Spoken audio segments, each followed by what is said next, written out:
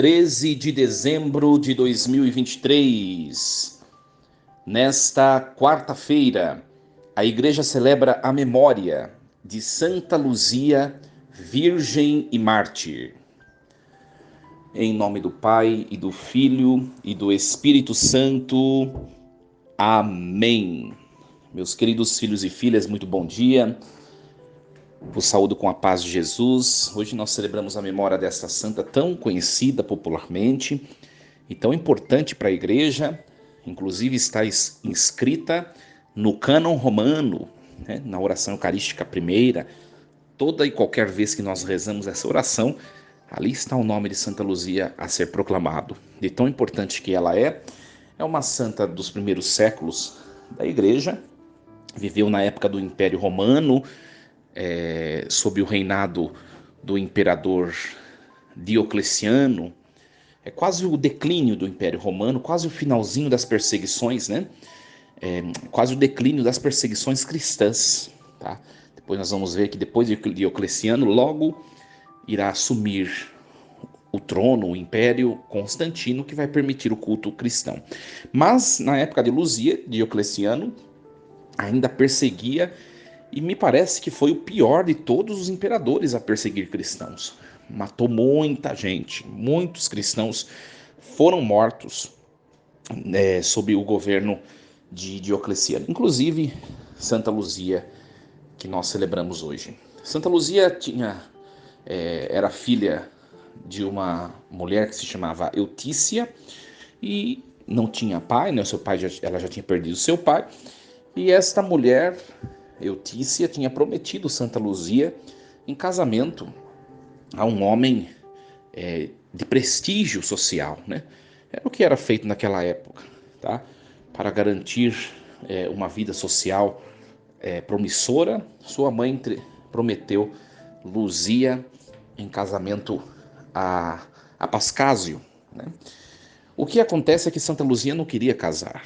Desde novinha, ela sempre desejou guardar a virgindade e se consagrar a Deus. O que acontece? Ela sempre quis se consagrar, só que acabou não tendo muito jeito de falar, porque estava tudo tudo organizado. Naquela época os casamentos eram arrumados, né? A pessoa não escolhia com quem casava, eram seus pais, né? E em um certo momento ela teve a oportunidade de dizer o que ela tinha no coração como desejo, né? Quando se deu essa oportunidade? Em que circunstância? Foi o seguinte: sua mãe, em certa ocasião, estava com uma grave hemorragia, fluxo de sangue, hemorragia, estava desfalecendo, não encontrava de jeito algum cura. E Santa Luzia teve a brilhante e abençoada ideia de, junto da sua mãe, ir fazer uma peregrinação até o túmulo de Santa Águida.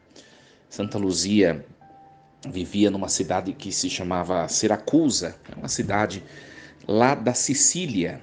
Não sei se vocês sabem, mas a Itália tem o formato de uma bota, né? E abaixo da bota tem uma grande ilha que se chama Sicília. E era nessa ilha que Santa Luzia morava, né? E ela e sua mãe fizeram então essa peregrinação, saíram de Siracusa, na Sicília, percorreram 50 quilômetros e foram até uma outra cidade, Catânia, acho que se chamava, para rezar no túmulo de Santa Águida, né? Também chamado de Santa Ágata. E na oração deste túmulo, diante do túmulo de Santa Águeda, que era um túmulo muito milagroso, né? Muitos milagres, muitos feitos foram conquistados diante desse túmulo, Santa Luzia conseguiu êxito naquilo que ela intentava, né? Sua mãe foi curada da hemorragia e nessa ocasião da cura, Santa Luzia demonstrou o seu desejo de, como gratidão, consagrar sua virgindade a nosso Senhor Jesus Cristo e tê-lo como único esposo. Sua mãe, nessa circunstância, aceitou, e quando voltaram para casa, foi dito a Pascásio que não haveria mais o casamento. Só que esse Pascásio, né, de família nobre, enfim, ficou revoltadíssimo. Ele queria a todo custo se casar com Luzia. Ele, inclusive, procurou, juntou, tramou, em certo dia, como que quis pegar Santa Luzia à força e levar ela para um prostíbulo para romper a virgindade dela. Naquele momento, o seu corpo ficou tão pesado que ninguém conseguia movimentá-la. Foi um milagre de Deus, nosso Senhor. Enfim, ele acabou denunciando Luzia para o imperador, né? É bom sempre lembrar que, neste tempo, como eu já disse, né, ser cristão é praticar um crime. Então era crime ser cristão no Império Romano, porque só podiam adorar o imperador como Deus. E aí ele denunciou ela para o Império como cristã e ela foi martirizada. Um conto popular que vem depois vai dizer que arrancaram-lhe os olhos e Deus restituiu seus olhos, né? Por isso que na imagem de Santa Luzia os olhos estão na bandeja e os outros 2 olhos estão na face dela, no lugar, né? Porque Deus restituiu. São ditos populares, né? Que acabam, pela tradição, fixando a imagem e a vida daquele santo. Então hoje, minha gente, nos recomendemos a oração, a proteção de Santa Luzia, né? Ela é patrona dos olhos porque o seu nome significa lutia, significa luz, né? Então, peçamos a ela as luzes que vêm de Deus, nosso Senhor, para os nossos olhares, que Deus nos dê saúde, não somente fisiológica, do órgão, né? Do instrumento de visão que são os olhos, mas dê sobretudo saúde com os nossos olhares da alma, né? Quantas vezes nossos olhares não são doentes, não é, minha gente? Convenhamos, quantas vezes nossos olhares são pecaminosos, olhares de maus desejos, olhares de maus juízos, olhares de condenação, olhares, enfim, né? Quantas vezes a alma envenenada ela lança por esse sentido tão bonito que é o sentido da visão, o veneno que está mortiferamente dentro de nós. Então, que o Senhor, pela intercessão e oração de Santa Luzia nesta manhã, possa dar saúde ao nosso sentido da visão e dar saúde também à visão da alma, que também é muito importante.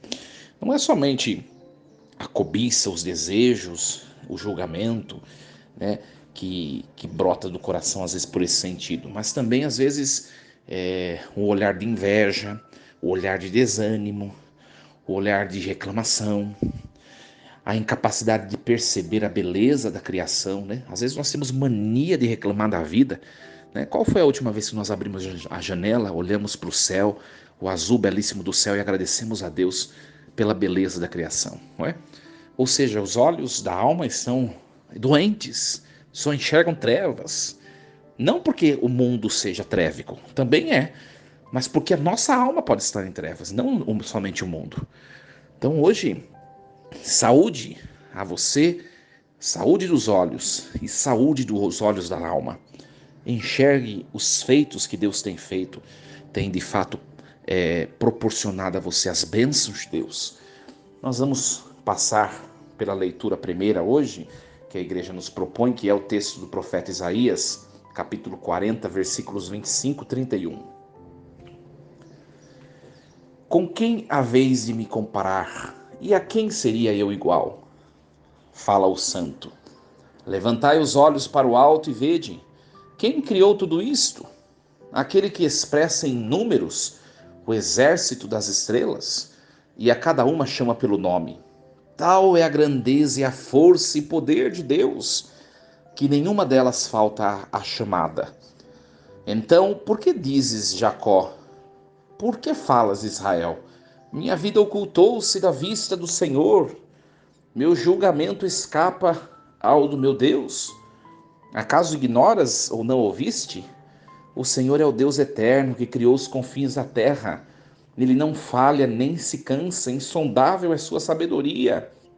Ele dá coragem ao desvalido, ele aumenta o vigor do mais fraco. Cansam-se as crianças e param os jovens, né? Cansam-se as crianças e param. Os jovens tropeçam e caem. Mas os que esperam no Senhor renovam suas forças, criam asas como águias, correm sem se cansar, caminham sem parar. Palavra do Senhor. Graças a Deus. De maneira muito providente, meus queridos, esse texto, né, vem falar da grandiosidade de Deus. Levantai os olhos para o alto e vede quem criou tudo isso, que hoje, nesse dia, nós reconheçamos os benefícios que Deus nos deu. Sabe, minha gente, nós peguemos o hábito da gratidão. Eu sempre tenho dito às pessoas, gratidão, gratidão, gratidão, né? O Senhor é o Deus eterno que criou os confins da terra, Ele não falha, Ele não se cansa. Se alguma coisa ainda precisa desabrochar na nossa vida, se alguma coisa nós precisamos conquistar na nossa vida, né? Creiamos que é a coragem e o vigor que nós precisamos está em Deus. Santa Luzia tinha plena convicção disso, por isso que ela se lançou nos braços de Jesus e ela enfrentou tudo que ela tinha que enfrentar.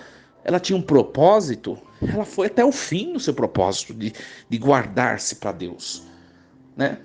E eu gostaria de terminar essa reflexão com essa última frase muito bonita. Os que esperam no Senhor renovam suas forças, criam asas como águias, correm sem se cansar e caminham sem parar. Que nós também sejamos esses que esperam em Deus.